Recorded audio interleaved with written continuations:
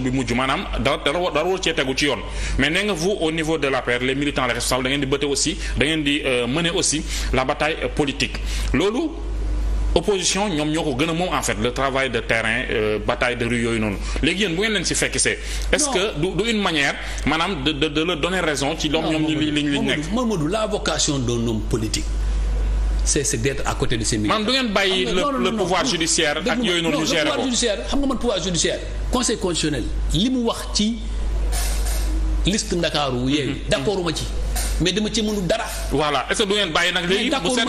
d'accord ma ci parce que dama jàpp ni doo indi 7 personnes sur 7 personnes nga indi ñaari jigéen ak 5 góor ñu ne la am nga. droit mën nga possibilité remplacer boobu lu muy indi mooy ëllëg élection yu ñëw. nit mën nga def 53 garçons hommes nga xaar ba lendemain nga démissionner loo 26 ou 27 c'est ça mais je suis un homme respectueux des principes damay jàpp ni lii neexuma lii jàppulu ma ni mooy dëgg mais dama koy nangu parce que c'est le principe de l'autorité de la chose jugée. boobu nanguwoo ko bu boobaa. dafa li juge jël dafa tegu suma kaw ma war ko nangu.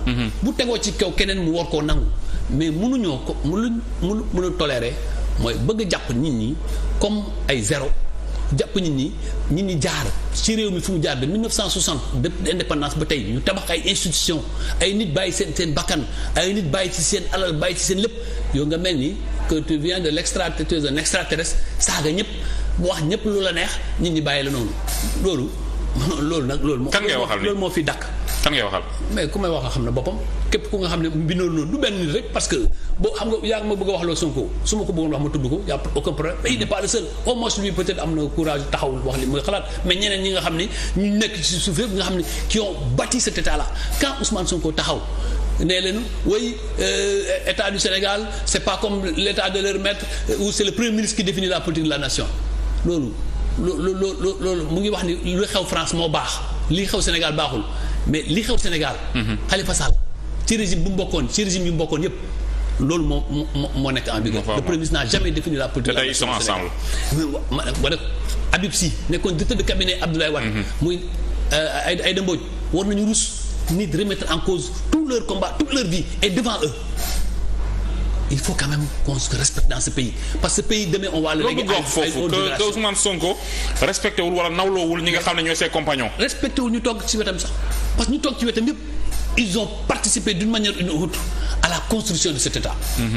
et on leur dit que toute votre vie c'est zéro et vous l'acceptez en sourire loolu moom moo métti man Ousmane lu muy def méttiwu ma.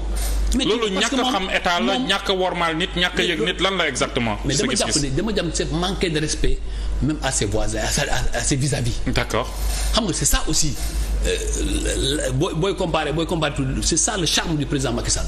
booy nekk moom tous les jours tu apprends dans l'humilité. mais Sonko démb nee na Macky Sall neex sedd la nee na c'est quelqu'un qui te sourit comme ça mais après bul xam li mu capable. il ne le connaît pas parce qu'il l'a jamais fréquenté xam nga mënoo xam koo fréquenté. mais aussi li ko arrivé peut-être mën na waxee noonu. xam nga dama la bëgg a wax ne rek. c'est-à-dire que bu Ousmane Sonko di wax caractère Macky Sall devant Habib Sy devant Aïda Mbodj devant Khalifa Sall nga xam ne fréquenté.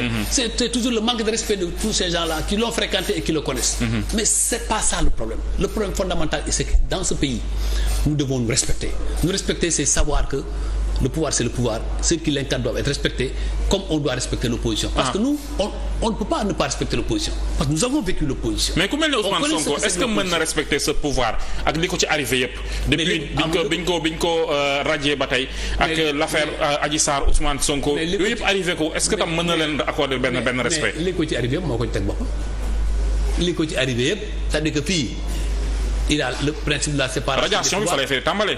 mais radiation fonctionnaire il n'est ni le premier ni le dernier fonctionnaire va à la fonction publique nga xool fichier bi combien de fonctionnaires sont radiés il n'est pas le seul autant il y a des sanctions positives qu'il y a des sanctions négatives qui vont jusqu'à la radiation donc il n'est pas le seul et il ne sera pas le seul dans tous les pays du monde. si c'était à refaire parce que ñu bëri nañu yéen a defar Ousmane Sonko à travers ses actes posés. vous savez c'était à refaire. moi je suis pas dans l'analyse politique c'est-à-dire que ay refaire ou pas refaire. maanaam est-ce que tey jii avec un peu de recul. fonctionnaire bu def amu leen lu ngeen di reprocher seen bopp. fonctionnaire bu def lu war a def yoon tegu sa kaw bopp loolu man mii bi ma nekkee ENAM conseil discipline déglu na ma. bi ngay politique. man conseil discipline d'ailleurs je fais partie des rares je pense que dans l'histoire je suis le seul bu nga xam ni élève administrateur civil yóbbu nañ le conseil discipline mais boobu baa ngi PDS de mais kenn dëgguma ma coow ci.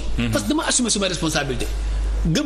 mënoon naa wax ma victimiser wu waaye li ma nekk PDS moo tax ñu bëgg maa déglu mais dama jàpp ne li ñu may reproché lii la ma dem wuyu ji ma défendre c'est aussi simple que ça.